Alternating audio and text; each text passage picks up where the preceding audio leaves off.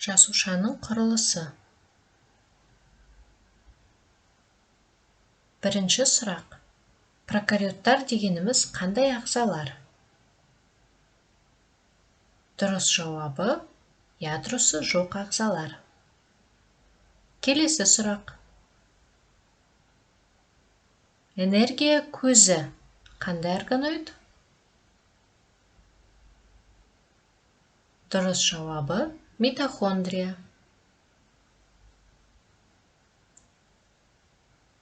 Үнемі қозғалыста болатын жасушаның қоймалжың сұйықтығы. Дұрыс жауабы – цитоплазма. Гольджи аппараты, эндоплазмалық тор, плазмалық мембрана қандай органоидтар?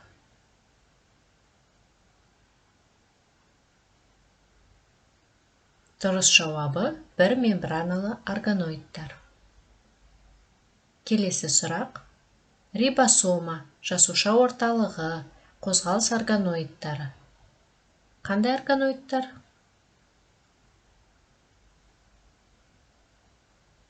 Дұрыс жауабы – мембранасы жоқ. Келесі сұрақ. Талшықтар мен кірпікшелер қандай органоидқа жатады?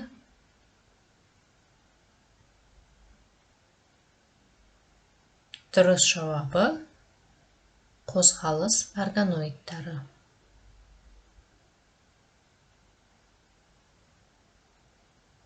Эукариоттар дегеніміз қандай ағзалар?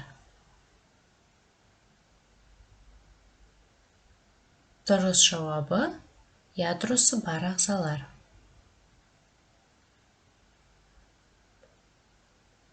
Тіршіліктің құрылымдық және қызметтік бірлігі.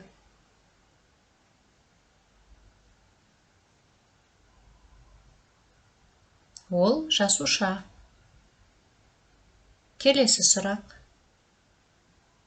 Көпіршік немесе қапшықтар жиынтығынан тұрады. Түйіршікті немесе түйіршіксіз болады. Дұрыс жауабы – эндоплазмалық тор.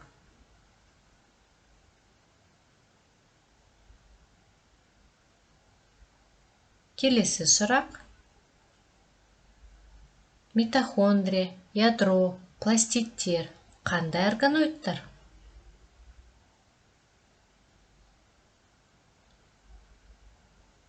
Дұрыс жауабы – екі мембраналы. Жасушаның ішінде заттарды тасымалдайды, майлар мен көмірсуларды синтездейді.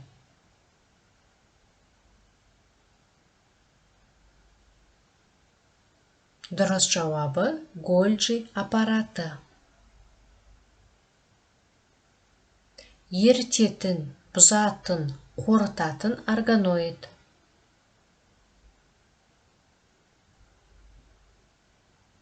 Дұрыс жауабы – лизосомалар.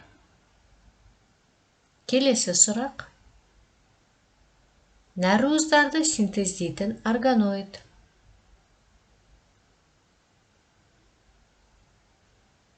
Дұрыс жауабы – рибосомалар.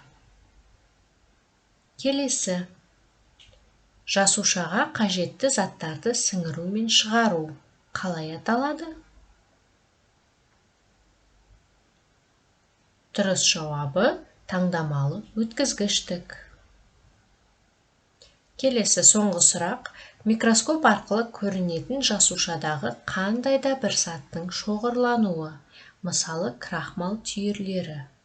Оның жауабы – жасуша қосындылары.